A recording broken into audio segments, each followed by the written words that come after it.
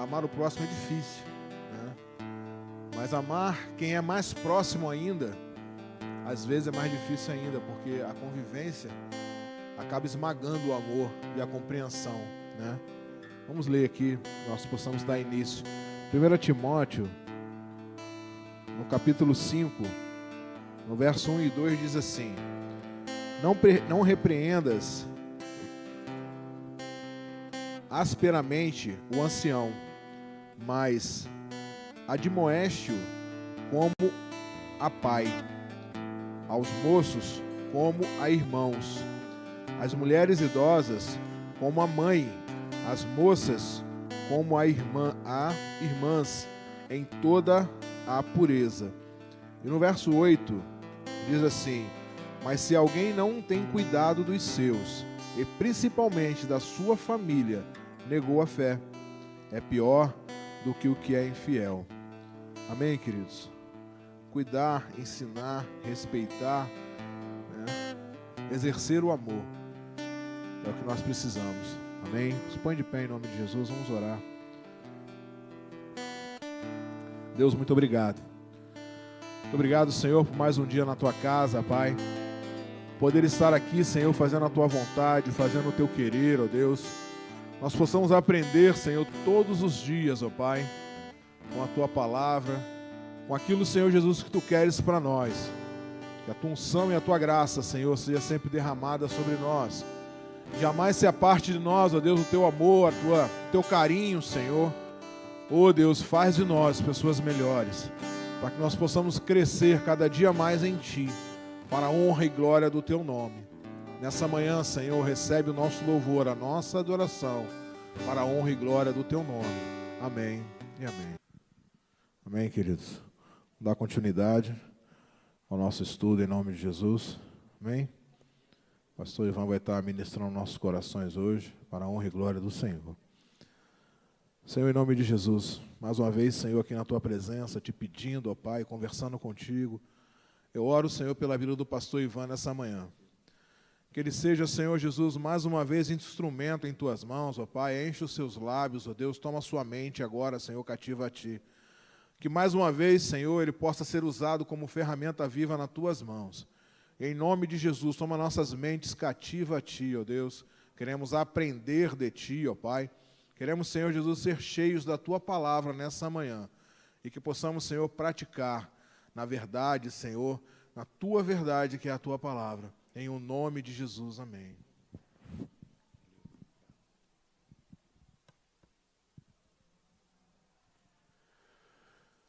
Bom dia, amados, graça e paz, amém? Eu estava comentando com o pessoal ali atrás, assim, hoje, quero ver quem é crente mesmo. O pessoal vai chegar, que olha, como é que o edredom chama a gente, né? Vamos dar continuidade aí, Hebreus, ao livro de Hebreus, né? Capítulo 5. É capítulo 6? O pessoal está ligado. Não, mas abre no 5 aí, porque o 6 começa no 5. Entendeu? Abre no 5 aí, para nós começarmos a fazer uma leitura. Obrigado, tio Delcio, diácono Delcio. A partir do versículo 11, o presbítero Wagner, no domingo passado, ele deu esse capítulo 5 com muita maestria, uma lição muito bem dada. Capítulo 5, versículo 11, vai dizer assim: Mas a esse respeito temos muito a dizer, mas de difícil interpretação, porque vos tornaste tardios em ouvir.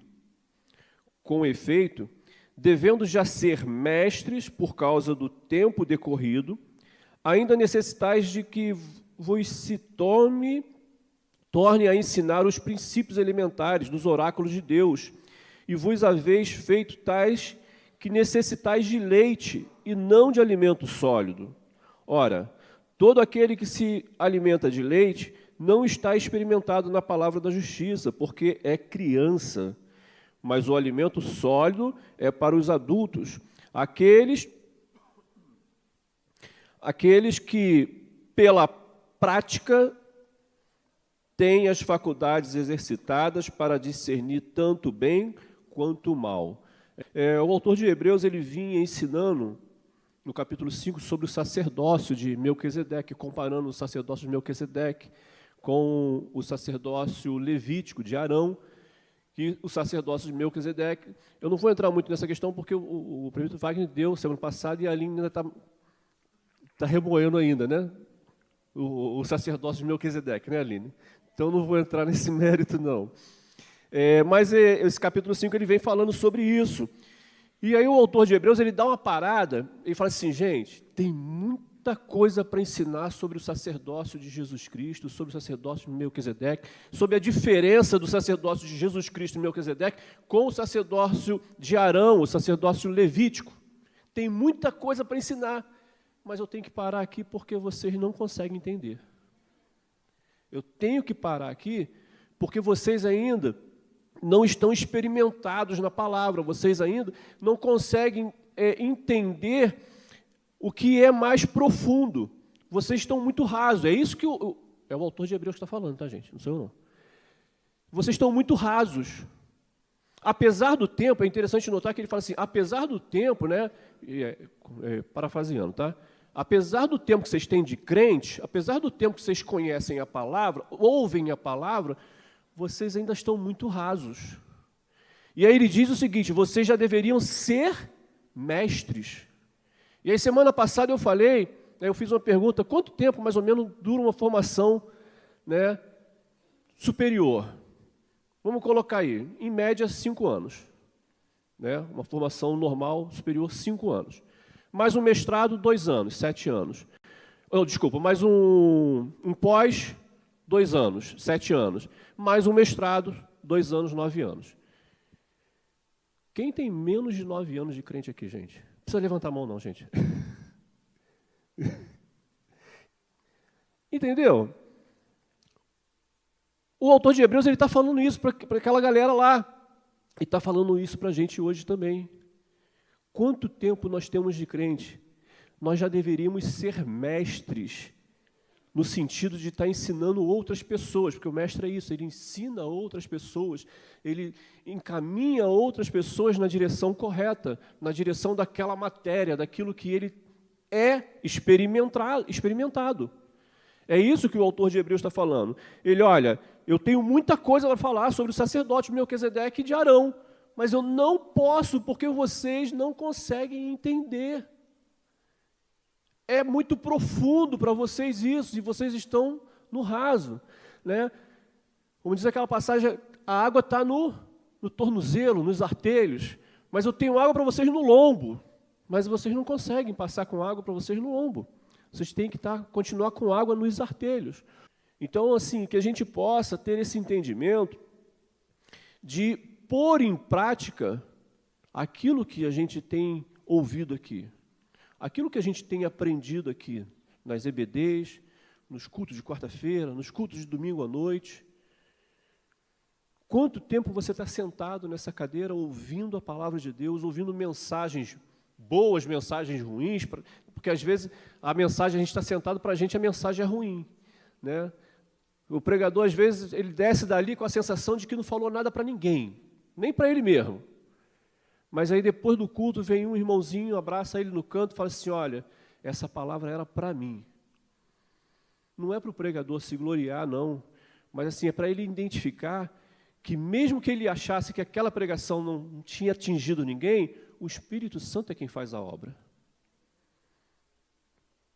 Então a gente precisa ter esse entendimento. Nós já éramos para ser a maioria aqui, vou dizer que quase 99,99%, mestres na palavra de Deus.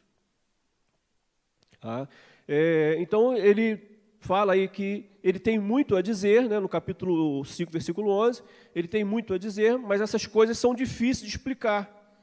E ele até diz o seguinte, que vocês se tornaram lentos, vocês se tornaram muito devagar para aprender as coisas. Ou seja, o autor diz que os ensinamentos são difíceis, de difícil entendimento e interpretação. Porque nós nos tornamos negligentes, descuidados e preguiçosos na fé, com aquilo que é ensinado, com aquilo que é colocado diante dos nossos olhos, com aquilo que é introduzido nos nossos ouvidos. É isso que o autor de Hebreus está dizendo. Ele quer ensinar, né, sobre o sacerdote de Jesus, mas por imaturidade dos ouvintes, ele tem que parar ali e detonar isso diante dos olhos deles para que eles pudessem entender. Ele fala também sobre princípios elementares, primeiros rudimentos, verdades básicas aprendidas pelo crente sobre a fé, ou seja, a lição do beabá, a alfabetização. Ele está falando de coisa elementar, gente, sobre salvação, sobre Jesus Cristo, sobre criação do mundo, sobre batismo, sobre Santa Ceia. Isso são coisas elementares para a gente. Se eu perguntar a uma criança aqui, ela vai conseguir, nas palavras dela, dizer para mim o que é uma Santa Ceia. Porque a gente já ensina as crianças aqui o sentido da Santa Ceia, dando a uvinha para elas, fazendo ela participar com a uva. Então, assim, o autor está falando assim, gente, isso é princípio elementar da palavra de Deus. Vocês já têm que estar, há anos-luz disso. Mas eu não posso avançar porque vocês ainda estão nisso. A gente vem para cá, a gente recebe. Você vai lembrar de tudo que foi pregado? Não vai. Eu gosto até, eu não sei se é o bispo ou o pastor Roberto que faz uma meia ilustração sobre o que você aprendeu hoje, que você ouviu hoje, você não vai lembrar amanhã, mas hoje te alimentou. Hoje serviu para você. Mas se a gente colocar em prática, além da gente lembrar, a gente também vai poder usar para alcançar outras pessoas. 1 Pedro, capítulo 2, versículo 2, alguém lê para mim, por favor?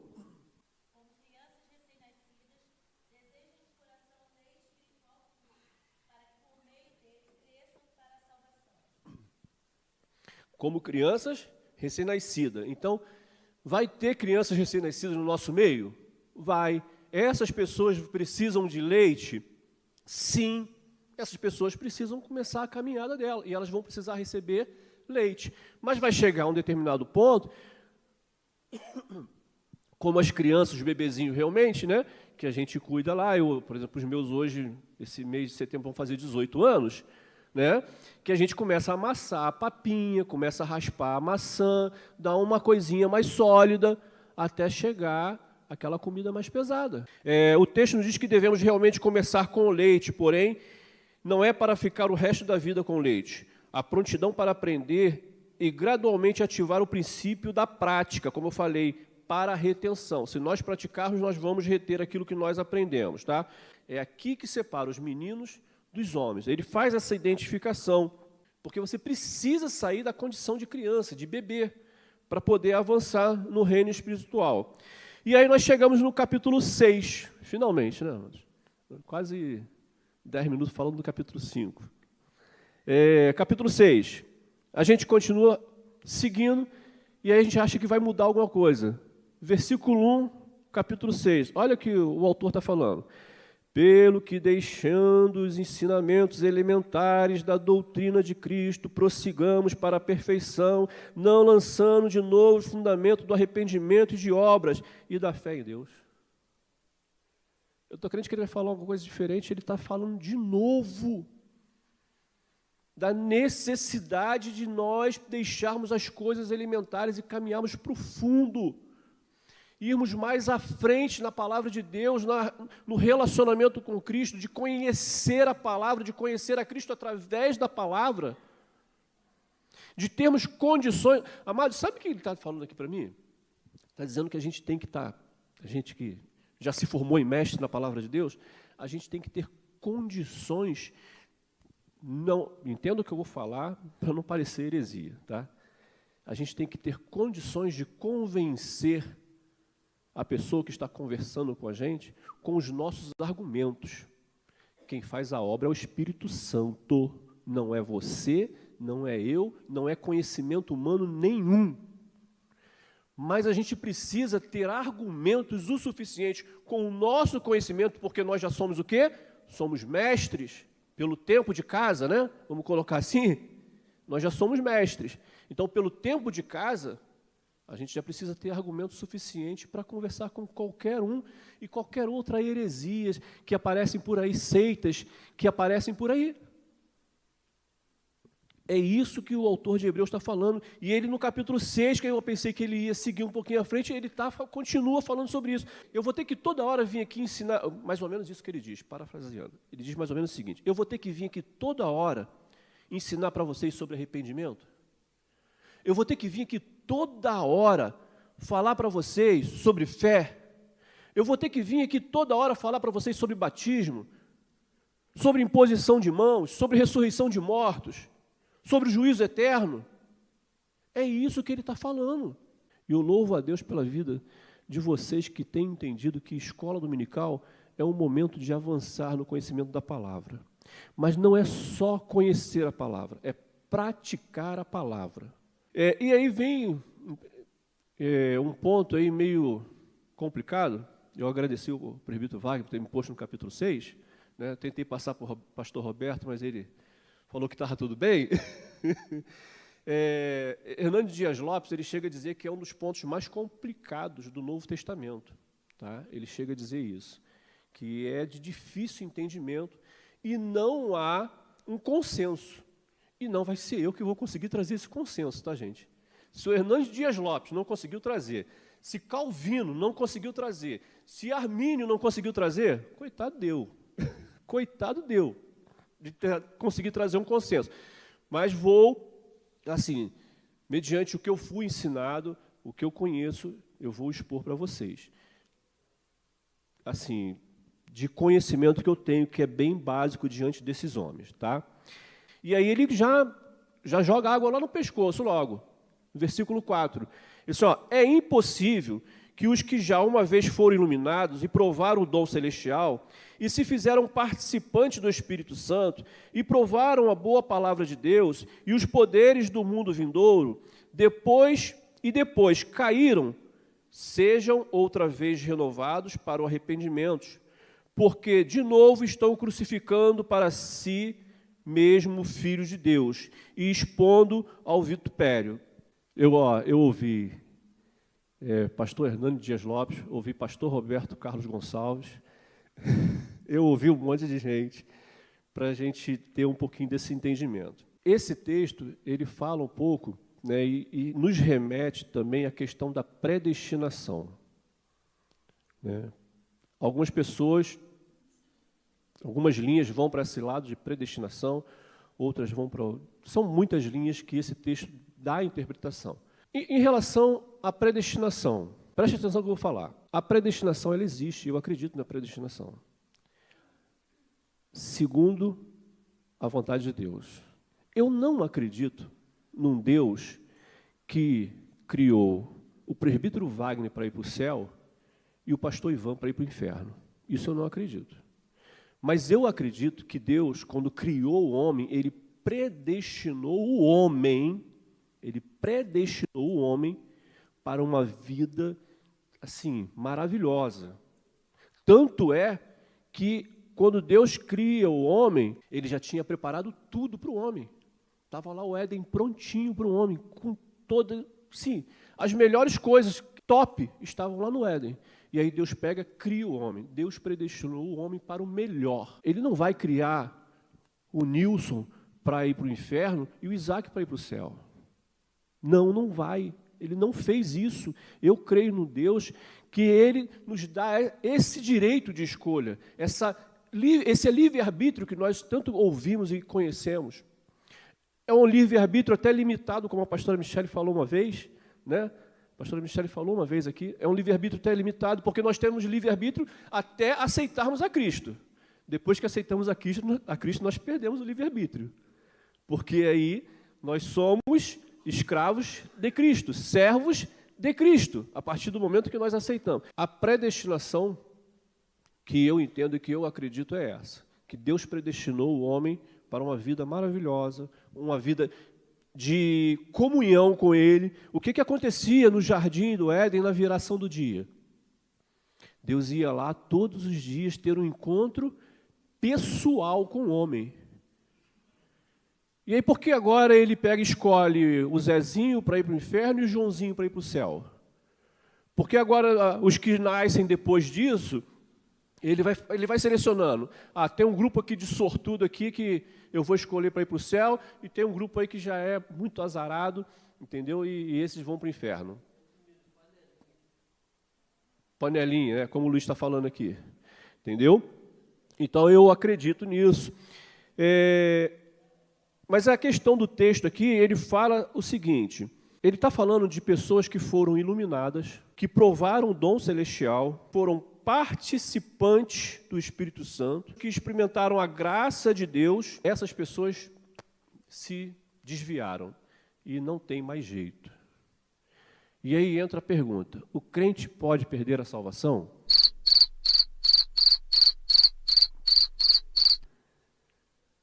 Alguém aqui já perdeu R$1 milhão?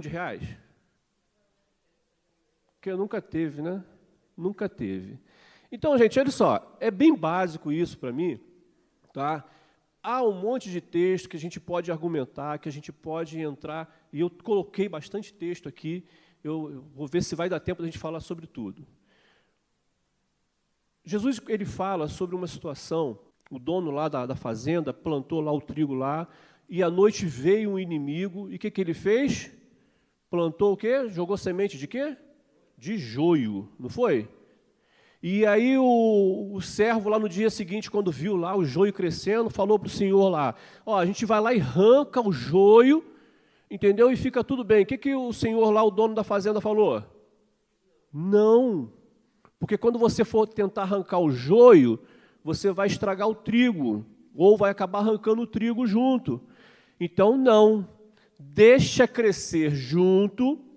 Quando chegar no tempo da colheita, a gente corta tudo, separa o trigo para lá e o joio lança no fogo. Eu algumas vezes aqui já falei sobre igreja visível e igreja invisível, não já? Você veio para a igreja, quer se batizar, é batizado, é recebido como membro, mas a gente não tem condições de identificar no seu coração se você realmente recebeu a Cristo, se você realmente se converteu a Cristo.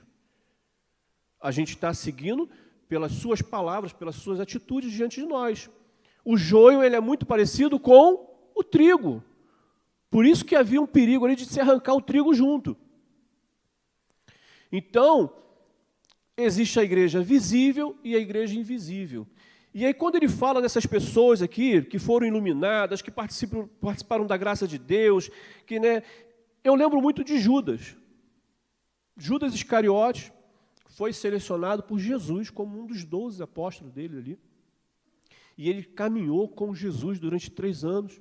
Quando Jesus pega os 12 ali e separa de 2 em 2 e envia na missão para que eles pregassem, Judas foi, eu não sei, não especifica quem foi junto com quem, mas sei que foi de 2 em 2. E Judas, junto com outro discípulo, partiram na missão. E quando eles voltaram da missão, eles voltaram todos entusiasmados. Por quê? Porque durante essa missão, eles curaram enfermos, expulsaram demônios, fizeram milagres e maravilhas. Judas, será que ele não fez isso? Judas realizou milagres através do nome de Jesus, não por ele mesmo, porque homem nenhum faz milagre pelo seu próprio nome. O poder que age através da vida de um homem é o poder que há no nome de Jesus Cristo. Que ele próprio diz, quando é assunto aos céus, que todo o poder me foi dado nos céus e na terra. Então, se aqui a gente ora por alguém e acontece um milagre, não é o pastor Ivan, não é o bispo Braz, não é o pastor Roberto, não é a pastora Michele, não é o pastor Paulo, não é o irmão José, a irmã Maria, não. É o poder que há no nome de Jesus. Judas, ele caiu, mas ele apostatou da fé. Ele abandonou a fé. A diferença entre Judas e Pedro, Pedro pecou? Pedro negou Jesus? Negou. Pedro mentiu. A primeira vez ele negou. A segunda vez, já era mentira. A segunda vez ele mentiu de que não conhecia aquela galera ali que estava, né, principalmente Jesus, que ele não sabia quem era. Na terceira vez, Sim, pelo que a Bíblia diz, Pedro até xingou, ele falou mal de Jesus. Tipo assim, esse cara aí não sei quem é, não tem a mínima ideia, deve ser um bandido, deve ser... Pedro então caiu, Judas caiu, só que Judas, ele negou a fé. Pedro, ele cai, mas ele não nega a fé. Ele se arrepende. É diferente, amados. Existe uma diferença e a gente precisa pontuar isso. Há uma diferença muito grande da pessoa que cai e nega a fé. Essa que nega a fé, apostata da fé, ela não quer mais saber de Cristo, ela não quer mais saber dessa comunhão, desse relacionamento com Deus. Mas aquele que cai e se arrepende, então ele tem o entendimento, ele sabe que o caminho é Cristo, ele não nega a fé, ele não perde a fé. Estava até conversando com o pastor Roberto, no evento dos jovens lá, eu não vou citar quem é, mas eu vou citar a situação. Tem duas pessoas próximas a mim, que entendem que não tem mais salvação. Eu já conversei, já expliquei texto para elas. Pessoas muito queridas mesmo, pessoas que nasceram e foram criadas dentro do Evangelho. Pessoas que estavam comigo lá dentro da Assembleia de Deus, quando eu era lá da Assembleia de Deus. E hoje elas entendem que não tem mais salvação, porque elas acham que blasfemaram contra o Espírito Santo. Mas o que é blasfêmia contra o Espírito Santo? Eu perguntei isso a uma pessoa, sabe o que ela me falou? Porque eu fingi que estava falando em língua. A blasfêmia contra o Espírito Santo é negar a obra de Cristo, é negar a obra do Espírito Santo. Mas essas pessoas entendem que para elas não tem mais jeito, que elas já estão condenadas ao inferno. E aí o pastor Roberto estava até falando, isso é ensinamento errado. O princípio foi ensinado errado. Tem um pastor aqui em Itaguaí, ele já faleceu, né? Ele, pastoreando a igreja, ele estava em adultério no púlpito, entendeu? Um monte de coisa errada, mas ele estava no púlpito. E aí, em determinado momento, ele não aguentou mais aquilo, ele desviou. E aí as pessoas estavam visitando aquele pastor e falando com ele, com amor, tentando tratar, e ele falando assim, não, eu não tenho mais jeito, eu estou condenado ao inferno, não tenho mais salvação para mim, não sei o quê. E eu sei que foi uma batalha muito grande, amados, mas assim, para a glória de Deus, antes desse pastor falecer, ele se reconciliou com Cristo. Ele pediu perdão, ele reconheceu os pecados dele, e ele conseguiu se reconciliar com Cristo. E eu acredito que ele está na glória, porque o perdão é para isso, para que a gente possa alcançar a misericórdia e a graça de Deus. A impossibilidade do texto, quando o texto diz aqui, quer ver? Versículo 4, é impossível que os que já foram iluminados. Só que essa impossibilidade que o autor está falando aqui, ela nasce no coração do homem, porque ele desistiu de fazer o possível. Ele desistiu de fazer aquilo que estava ao alcance dele. O que estava ao alcance dele?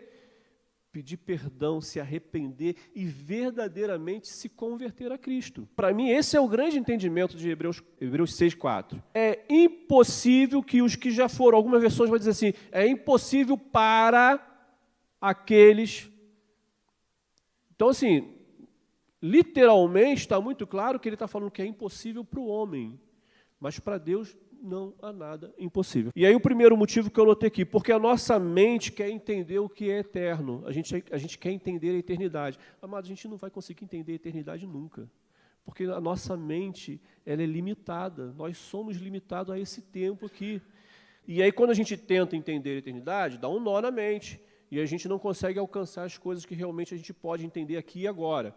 Porque o que tem que se entender na eternidade, nós vamos entender lá na eternidade. E o segundo motivo que a gente cria essa impossibilidade no nosso coração de nos reconciliarmos com Deus é que o acusador, ele não nos deixa esquecer que pecamos, que não somos mais dignos dessa comunhão. O diabo, ele fica esse tempo todo, amados. as pessoas que caíram, os crentes. Eu louvo a Deus pela vida de você que se manteve firme desde quando você se converteu, não se desviou. Porque os que se desviaram, como eu, a gente ouve acusação todo dia do diabo. Não é mais digno, você não merece estar aí. Você pecou, você fez isso, você fez aquilo, fez aquilo, fez aquilo, fez aquilo. Só que isso não me atinge mais. Mas ele tenta, ele perturba a gente. Porque o trabalho dele é esse, é acusar dia e noite. Entendeu? Então, as pessoas que caem, eles começam a ter esse entendimento, e aí acham que não são mais dignos dessa comunhão. Mas por quê? Eles não são mais dignos dessa comunhão? Amados, se houver arrependimento, lógico que são dignos. Lógico que eles vão se tornar dignos novamente dessa comunhão. Mas o diabo quer que essas pessoas pensem que não tem mais jeito para elas, como esses exemplos que eu dei aqui. Então, o que eu estou querendo falar com tudo isso que eu estou citando aqui? A questão é que dentro da igreja existe esse grupo de pessoas que o autor de Hebreus está falando aqui. Amados, você não pode perder aquilo que você não tem. Mas, por outro lado, se você tem, corre-se o risco de perder, não tem? Calvino, o pensamento teológico dele é sobre predestinação. Que Deus, desde a criação do mundo, ele estabeleceu quais indivíduos, lembra que eu falei? De fulano ser salvo, fulano ser condenado. Calvino, ele pensa assim, quais indivíduos seriam salvos e quais seriam condenados.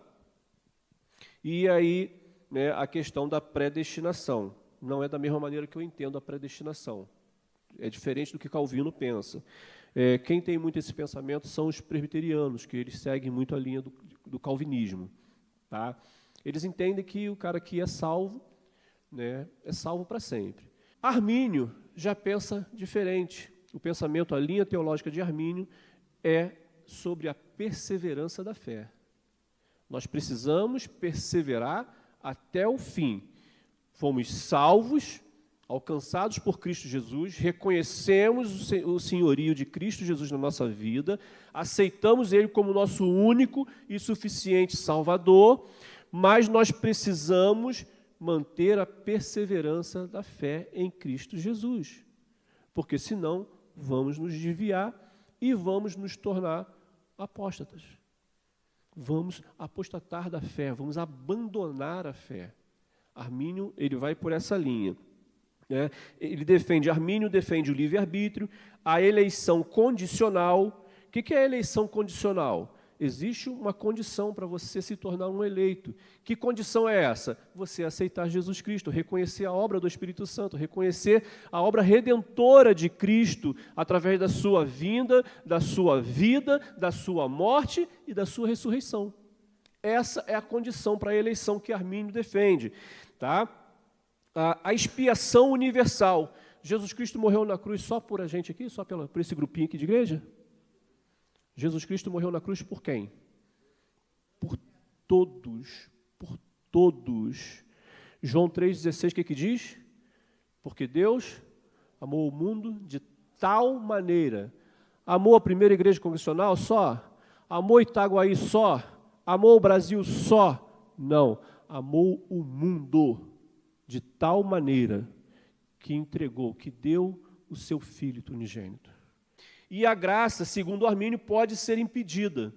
A graça de Deus pode ser impedida sobre a vida do homem. Como que pode ser impedida a graça de Deus sobre a vida do homem? O homem rejeitando a graça, porque o homem tem o livre-arbítrio para fazer isso. Você pode não querer receber a graça de Deus, o favor imerecido. Então, o arminianismo, a pessoa ela não pode perder a salvação se ela está sendo auxiliada pela graça, se ela recebeu a graça, aí ela não vai perder a salvação. Salvação ela é condicionada à fé, e a permanência na fé, amados, está muito relacionado com João 3,16. Tá? No grego aí, em que foi escrito o Novo Testamento, né, é o idioma que foi escrito o Novo Testamento, vai dizer assim, Deus amou o mundo de tal maneira, né, e tem um verbo que é interpretado assim de uma maneira meio incorreta, não vou dizer errado, mas dá uma outra interpretação. Deus amou o mundo de tal maneira para que todo aquele que nele crê não pereça, mas tenha vida eterna, não é isso? Tá. Mas olha só, tem um verbo ali que é o hopsteum, que ele diz que é o seguinte, para que todo aquele que continuamente crê. Não é creu uma vez. Eu crio uma vez e acabou. Não, é continuamente crê, perseverantemente crê, até o fim crê. Ou seja, você não deixou de crer em momento nenhum. Não é porque você creu numa ocasião que se tornou salvo para sempre. Não, tá? Então, ele diz aqui, esse verbo está na forma participial, né?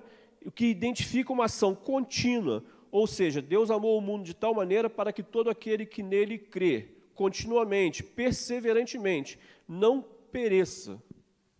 Não pereça. Se você crer continuamente, perseverantemente. Isso nos leva também, né, ao tema da apostasia, né, que é diferente de queda. Tem a queda, Pedro houve a queda, Judas, ele apostatou da fé. Pedro caiu e se consertou, tá bom? Queda, João 10, 27 ao 29. Pode ler, quem achou?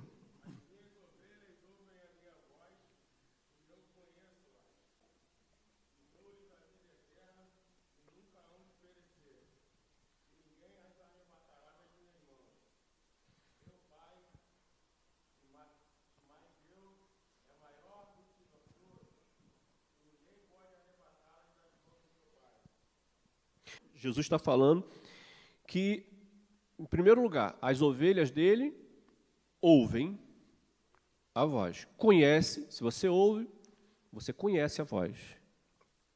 Né? E ele está dizendo que ele deu a vida eterna para essas ovelhas. E está dizendo o seguinte, que essas ovelhas que conhecem a voz dele, que aceitaram ele, não podem ser arrancadas das mãos dele. Não podem. Tá? Romanos 8:38 diz assim, pois eu estou convencido de que nem a morte, nem a vida, nem os anjos, nem demônios, nem o presente, nem o futuro, nem quaisquer poderes, nem altura, nem profundidade, nem qualquer outra coisa na criação será capaz de nos separar do amor de Deus que está em Cristo Jesus. Eu estou falando de pessoas que realmente se converteram, amados. Pessoas que não apostataram da fé. É isso que o texto está falando. Tá? Quem são esses iluminados? Como eu já falei, são os crentes da igreja invisível, que o autor fala. O joio, né? O autor fala. Pessoas transvestidas de santos. Eu vi um vídeo de um rapaz, eu acho que hoje ele é pastor. Ele era satanista. Eu esqueci o nome dele. Não lembro o nome dele, não. Eu sei que ele estava falando que lá na convenção satânica lá deles, lá, reuniu-se um grupo de pessoas, tinha uma igreja próxima ali ao local que eles se reuniam, que essa igreja estava crescendo muito.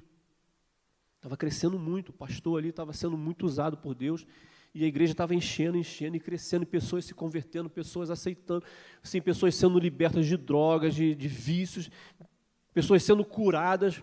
E esse grupo de satanistas, eles ficaram incomodados. E eles se reuniram e combinaram de fazer lá um jejum lá, e tirar um período, de se prepararem para eles se infiltrarem na igreja. E aí foi um grupo. Eles se infiltraram na igreja. E no dia que eles estiveram na igreja, que o plano deles era o seguinte, chegar na igreja, levantar a mão, né, aceitar Jesus ali, da boca para fora, e trazer problemas para dentro da igreja, para minar a igreja. Satanás tem agido dessa maneira, amados. E aí, o que aconteceu? Esse grupo foi para a igreja, para o culto lá e tal, e o pastor, muito usado por Deus, ele estava no azeite, o homem lá, o Espírito Santo revelou para ele que existia um grupo dentro da igreja ali com essa intenção. E aí, o pastor pediu para que os outros pastores auxiliares se colocassem na frente da igreja e falou assim, olha, tem pessoas aqui que entraram com mais intenções no culto de hoje. E o Espírito Santo me revelou e eu quero orar por todos que estão na igreja. Todos que estão na igreja vão se levantar e vão vir aqui à frente. E você entra numa das filas aqui que vai ser imposto a mão sobre a sua cabeça e o que for mal vai sair, vai ser revelado. E as pessoas entraram na fila. E esse rapaz, ele falou que ele ficou sentado no banco travado. Eu falei assim, e agora? O que eu vou fazer? Eu vou lá na frente, esses caras vão me derrubar lá na frente. E aí ele disse que o diabo soprou no ouvido dele assim, entra na fila tal, porque aquele pastor ali está em pecado. Não vai acontecer nada. Olha o perigo, amados, que nós estamos correndo. E a gente não tem percebido isso. E o diabo tem trabalhado dessa maneira. Então, quando a gente pega e olha isso aqui, essas pessoas transvestidas de santo, isso é muito perigoso. E isso não está ligado só a pastores, não, tá, amados? Eu estou falando de igreja no geral. Para a gente já caminhar para o final aqui, eu queria falar sobre a perseverança da fé. A questão de Armínio, né? Armínio entende que nós precisamos perseverar até o fim na fé. E a Bíblia também nos ensina isso. Precisamos perseverar até o fim. Mateus capítulo 10, versículo 22 vai dizer assim: todos odiarão vocês por minha causa, mas aquele que perseverar até o fim será salvo.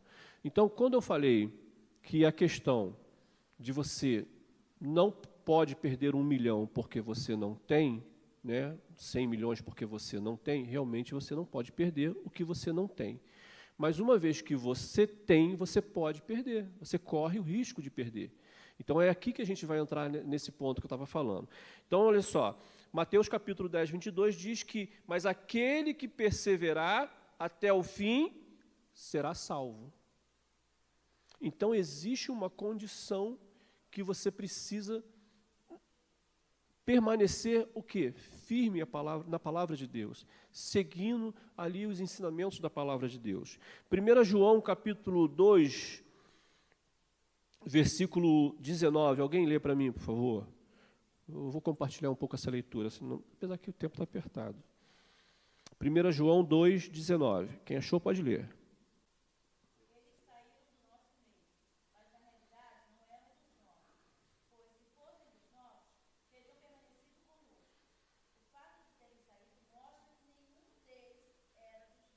Esse texto, para mim, praticamente mata essa condição toda. João ele disse, olha, se eles saíram, é porque nunca foram dos nossos. Eles nunca tiveram com a gente. Eles estavam aqui, não tem aquele negócio de corpo presente? Eles estavam aqui, mas nunca estiveram. Entendeu? É isso que o texto de João está falando. Hebreus 10, 39. Lê para mim alguém.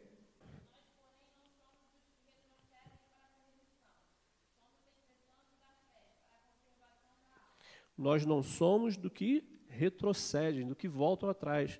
Eu lembro que tem um filme antigo, muito antigo, bem antigo, além de antigo, do Jean-Claude Van Damme. Eu estou falando que é antigo, vocês não acreditaram em mim, não? O título do filme é Retroceder Nunca, Render-se. Tem gente aí, hein? Eu ouvi. Gente, mas é isso, a vida do crente é isso. Se render nunca, voltar atrás, nós não somos, olha o que o texto de Hebreus diz, nós não somos do quê? Daqueles que retrocedem. Entendeu? Hollywood fez o filme e nem sabia que estava dando uma palhinha para a gente. Então, assim, a gente precisa entender. 1 Timóteo 4,1 vai dizer assim, ora, o Espírito afirma expressamente que nos últimos tempos alguns apostatarão da fé por obedecerem a espíritos enganadores e ensinos de demônio. Então, é só para mostrar que existe o perigo, sim, tá? dessa condição de perda da salvação. Apocalipse 2,27 diz assim, quem tem ouvidos ouça o que o Espírito diz à igreja. Ao vencedor, dar-lhe-ei de se alimentar da árvore da vida que se encontra no paraíso de Deus. No mesmo capítulo, versículo 10, não tema as coisas que tem de sofrer, eis que o diabo está por lançar em prisão alguns de vós, para ser disposto à prova, e tereis tribulações de 10 dias, ser fiel até a morte, e dar-te-ei a coroa da vida. Versículo 17, no mesmo capítulo. Quem tem ouvidos, ouça o que o Espírito diz à igreja. Ao vencedor dar-lhe-ei do maná escondido, bem como lhe darei uma pedrinha branca, e sobre essa pedrinha escrito um novo nome, o qual ninguém conhece, exceto aquele que o recebe. Versículo 26 do mesmo capítulo. Ao vencedor que guardar até o fim as minhas obras, lhe darei autoridade sobre as nações. Capítulo 3, versículo 11. Vem sem demora, conserva o que tens, para que ninguém tome a tua coroa. Versículo 12, ao vencedor faloei coluna no santuário do meu Deus, e daí jamais sairá. Gravarei também sobre ele o nome do meu Deus, o nome da cidade do meu Deus, a nova Jerusalém desde os céus, vinda da parte do meu Deus, e o meu novo nome. Versículo 21, ao vencedor dar-lhe-ei a sentar comigo no trono, assim como também eu venci e me assentei com meu Pai em seu trono. Amém? Amados, precisamos perseverar até o fim. Aqui ele está falando sobre essa galera que está dentro da igreja, mas não está. Pessoas transvestidas de santo. Tá? Mas no versículo 9 ele diz assim, mas de vós, aí ele está falando de um outro grupo de pessoas. Mas de vós, ó amados, esperamos coisas melhores e pertencentes à salvação, ainda que assim falamos. Ele está falando de que existe um grupo dentro da igreja que realmente vai acontecer isso. Pessoas que vão se desviar e não vão ter mais a possibilidade de voltar, porque elas vão negar a fé. Essas pessoas que participaram do Espírito Santo, que fizeram tudo o que a gente já leu aqui, essas pessoas vão se perder realmente, assim como Judas se perdeu, como Simão o Mágico se perdeu. Essas pessoas vão se perder. Mas agora no versículo 9 ele diz que mais de vós, é um outro grupo. Nós esperamos coisas melhores, nós sabemos que temos coisas melhores.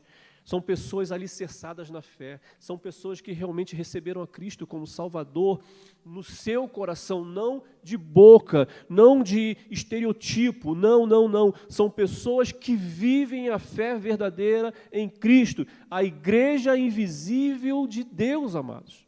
Somos nós. A igreja invisível de Deus. O autor de Hebreus está falando, olha, existe esse grupo que realmente não vai ter jeito para eles. Mas tem uma galera aqui que vai perseverar até o fim.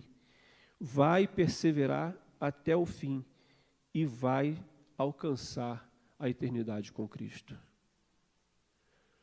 Eu rogo a Deus para que esta igreja seja a igreja invisível de Deus. Eu rogo a Deus para que cada um de nós possamos nos encontrar na eternidade e lá juntos louvarmos ao nosso Deus por tudo que Ele preparou para nós. Tudo o que Ele prometeu e se cumpriu tanto na minha vida quanto na sua vida, amados. Ao vencedor, dar-lhe-ei a sentar-se comigo no trono, assim como também eu venci. Existe um lugar, como diz a canção do Eli Soares, existe um lugar na mesa, preparado para mim e para você. Nos resta tomarmos posição. Essa questão de predestinação, de perda de salvação, isso não vai chegar a um consenso, mas a gente precisa seguir o que a Bíblia diz para que nós sigamos. Perseverar até o fim, para que a gente possa receber a coroa da vida. Amém? Que Deus abençoe a sua vida nessa manhã, meus amados, que você possa ter recebido essa lição no seu coração e que você possa pôr em prática, ponha em prática, seja um músico praticante, né? Faça bastante barulho, perturbe os seus vizinhos lá com o ensaio que você faz, entendeu? Mas não deixe de praticar a palavra de Deus. Amém? Que Deus abençoe, bispo. Vai levantar assim. A coluna está sempre mais travada um pouco, né? Você foi abençoado nessa manhã por essa palavra? Amém? Deus é maravilhoso. Estudar a Bíblia é algo muito precioso e é uma oportunidade que devemos fazer sempre. Tá? Textos básicos, né, são maravilhosos, mas você se aprofundar em textos mais complexos, né, como esse, Isso dá prazer, porque você tem que buscar muitos versículos, né, e tentar ali tirar alguma conclusão. Tá? O apóstolo Pedro vai dizer que a Bíblia, né, principalmente com os escritos do apóstolo Paulo, há pontos de difícil interpretação. Né? Então, exige uma dedicação, como você está pela manhã, né, você acordar, vir para a igreja, para uma escola bíblica, busca aqui, busca ali, e você vai fazendo o que nós chamamos de uma hermenêutica, né, do texto. É você buscar contexto para aquela palavra. Tá? Nunca leia a Bíblia usando um versículo isolado. Tá? Porque muitas heresias e muitas seitas que nós temos nos dias de hoje, elas se baseiam em um versículo. Não tem um versículo que diz assim, que as mulheres devem ficar caladas nas igrejas. Já leram isso? Aí a pessoa pega esse versículo, está vendo? A mulher não pode falar, né? E cria uma doutrina, né? Na verdade, um costume errôneo. E assim, você precisa ler a Bíblia com texto e contexto. Porque texto sem contexto é pretexto, né? Para você tentar tirar aí alguma heresia. Existem palavras na Bíblia que foram dadas a um grupo específico, tá? Ou para uma pessoa específica, e às vezes isso você lê e entende que é uma doutrina. Tá? Você tem que entender que, assim, toda regra, não tem uma frase assim? Toda regra tem exceção? Tá? Por que eu estou dizendo isso? Pode-se matar alguém? A Bíblia permite você matar alguém? Tá? A princípio, não, né? Mas, se o homem for atirador de elite, e aí o teu filho está lá nas garras de um sequestrador, e ele está ali sob a direção do Estado para defender a família, né? A sua família, ele pode atirar nessa pessoa? Tá? Um soldado pode ir à guerra? Se ele for crente? Então, às vezes precisa tirar a vida da criança para salvar a mãe. O médico faz isso. Tá? É uma regra isso? Não é uma regra, mas é uma permissão para um momento específico. Tá? Então, existem algumas seitas que proíbem a pessoa ir para o exército, proíbe ser policial, proíbe até ser médico, porque em algum momento ele vai estar exposto a uma situação que, para salvar uma mãe, ele vai tirar a vida de um filho, né, de uma criança. Então, você só não pode transformar a exceção em regra. Esse que é o problema. Se você for estudar mais aqui, tanto em aos Hebreus, como alguns versículos aí paralelo, quer ver? Abre aí 1 Timóteo, capítulo 1, versículo 19 e 20. Olha lá, mantendo fé, boa consciência, portanto, alguns tendo rejeitado a boa consciência, vieram a naufragar na fé. Vamos lá.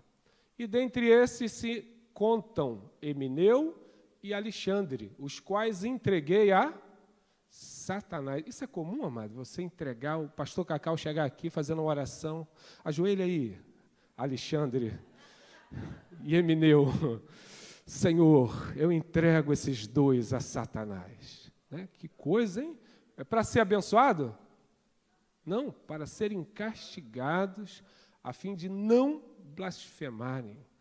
Essa palavra aí, quase uma imprecação, orações imprecatórias, é isso.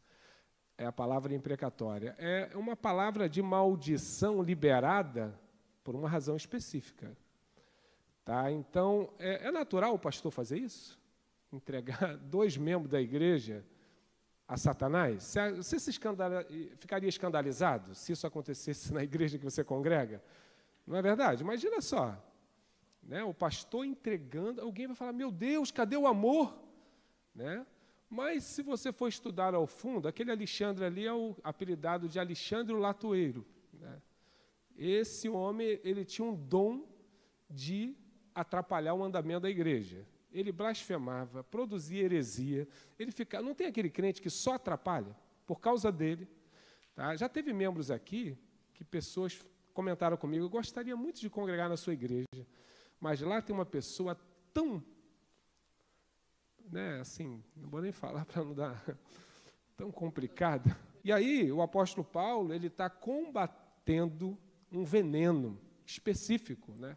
E esse tipo de pessoas, quando ele vai falar, aqui aos Hebreus o autor não é o apóstolo Paulo, a gente não tem certeza, né? Essas palavras eram direcionadas, tá? Palavras, como Jesus disse a respeito de Judas. Apenas um se perdeu. Quem? Judas, o filho da perdição, para que a Escritura se cumpra. Então, palavras específicas para pessoas específicas ou grupos específicos, às vezes, aquilo ali não está como doutrina. Esse tipo de gente aqui é um pecado muito específico, tá? É um pecado muito específico. São pessoas, tá? Não é questão de cair em adultério, não é questão de pecados assim, na carne. Isso aqui é um movimento venenoso dentro da igreja para escandalizar pessoas, para deturpar a palavra. Isso são pessoas que estavam no início da igreja tentando, estavam até escrevendo, sabia? Livros, como se fosse assim, livros para entrar na Bíblia. E aí eles queriam trazer um dano, né, tão grande, é igual um câncer. Tá? O câncer, às vezes a pessoa ela tem que remover uma parte do corpo, para quê? Para que não venha perder o corpo inteiro, né? Perder a vida. Então, o que é muito perigoso para o crente não é nem o desviar no sentido de pecar, pecados da carne, que isso não deve acontecer. Mas, às vezes, o crente, por achar que conhece a Bíblia, ele começa a distorcer a Bíblia. E aí, esse tipo de gente que vai ficar na igreja distorcendo textos bíblicos, e aí começam a inventar coisas, e aí a Bíblia vai dizer o seguinte: aquele que tirar qualquer palavra da Bíblia, terá o seu nome retirado do livro da vida. E se acrescentar alguma coisa na Bíblia, terão todas as pragas que tem na Bíblia acrescentadas na sua vida. Então, pense nisso, tá? Que realmente isso aqui é um tipo de pecado específico, tá? São coisas que a pessoa, eu sou salvo, vou cometer suicídio, porque eu já sou salvo. São coisas muito, assim, pesadas, que isso só entra no coração de quem não viveu uma experiência, assim, real de intimidade, de dependência, sabe? Porque Davi pecou gravemente? Sim. Foi perdoado? Foi perdoado. Tá? Então, rejeição do Evangelho. Imagina a pessoa que rejeita o Evangelho e ela insiste nisso e fica blasfemando contra Jesus. Por que o pecado contra o Espírito Santo é um pecado complexo? Porque o único que pode te trazer a Jesus é quem? É o Espírito Santo. Ele que te convence. Se você brigar com o Espírito Santo, isso é um pecado contínuo. A pessoa quer chegar no céu sem a ajuda do Espírito Santo. O único que pode fazer alguma coisa. Então, não é que a questão é que não tem jeito, é porque é uma coisa contínua, é um estilo de vida que a pessoa exclui o Espírito Santo. E você vai ver vários casos, tá? Janes e Jambres, depois você vê 2 Timóteo, capítulo 3, são pessoas que, esses aqui eram aqueles magos que ficaram ali resistindo a Moisés. Tá? Então é isso. Que Deus abençoe a sua vida, tá? Que você possa... Leia depois aos Hebreus 12, que a hermenêutica é o quê? É o princípio da Bíblia de você interpretar a Bíblia com a própria Bíblia, o texto com o próprio texto. Depois você pode ler com calma, capítulo 12, versículo 14, tá? De aos Hebreus. Vamos ofertar ao Senhor, né? Que você possa estudar a Bíblia com mais veemência, estudar a Bíblia, pedindo ao Espírito Santo para te ajudar, que você possa permanecer firme nessa caminhada. Botou a mão no arado? Não olhe para trás.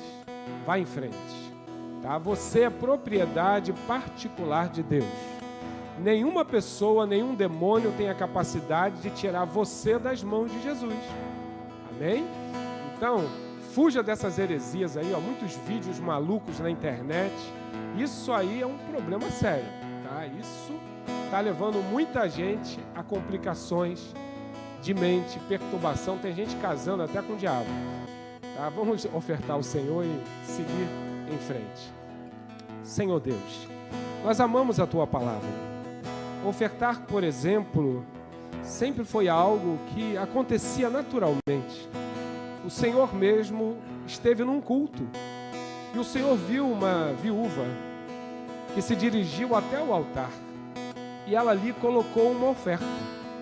Interessante, nós estamos aqui cerca de 2000 anos depois e a tua igreja continua se dirigindo ao altar e colocando ofertas, porque entendemos que isto é bíblico, Pai, e sabemos que o Senhor abençoa, como diz também o apóstolo Paulo aos Coríntios, Deus ama quem dá com alegria. Pai, nós amamos a Tua palavra porque ela é confirmada em textos diferentes do Antigo e do Novo Testamento. Pai, que nenhuma heresia venha roubar de nós o privilégio de poder ofertar e dizimar ao Senhor. Pai, abençoe as mentes, os corações, em nome de Jesus. Amém.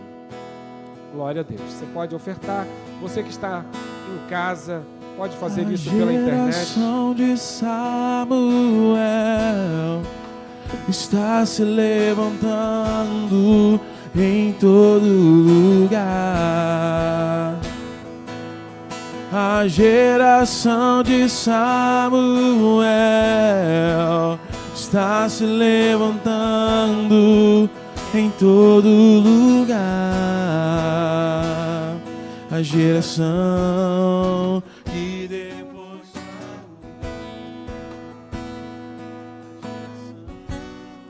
Glória a Deus. Glória a Deus. Tem um videozinho aí, só para a gente encerrar, já vamos encerrar. Tem um videozinho pequeno, o pastor Ivan me mandou ontem, eu achei engraçado. Você tem 5 razões para faltar ao culto, tá?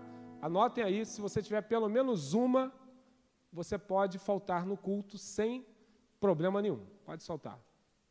5 motivos para faltar a um culto. Primeira, ser mais sábio que o rei Salomão. Segundo, estar mais doente que Jó. Terceira, estar mais velho que Matusalém. Quarta, que chova mais que o dia do dilúvio. Quinta, ter mais trabalho que Noé. Vai pro culto. Ai, é. Deu para anotar algum aí para você justificar sua ausência? Senhor Deus e Pai, te dou graças por essa manhã. Obrigado por esse estudo tão maravilhoso. Continue abençoando a vida do pastor Ivan e a sua família. Pai, em nome de Jesus, cubra esta família, livrando de toda retaliação do inimigo. Obrigado, meu Pai, pela vida de cada um que entrou por essas portas. Cada membro desta igreja, continue fortalecendo, coloque cada vez mais amor para que eles possam vir até a escola bíblica para estudar as Escrituras. Oh, Pai, que haja sempre uma chama ardendo no coração. Abençoe a Viviane, que o Senhor esteja com ela, fortalecendo, cuidando, em nome do Senhor Jesus Cristo. Assim, cada um visitante pela internet, ó Pai, a vida de cada um dos teus filhos, que o Senhor esteja abençoando, em nome de Jesus. Dê um domingo de paz, que à noite estejamos aqui para celebrar o teu nome, que haja libertações, que haja curas, que haja milagres. Ó Pai, a palavra que vai ser ministrada sobre os bastidores, ó Pai, da fé, da caminhada cristã. Quando nós caminhamos, nem sempre tudo está bem, mas nós vamos em frente, levando a preciosa semente. Pai, nos fortaleça, sim, em nome do Senhor Jesus. Que o amor de Deus, a graça e a paz do nosso Senhor e Salvador Jesus Cristo, que a comunhão e as consolações do Espírito Santo de Deus sejam com todos, não só hoje, mas para todo sempre. Amém.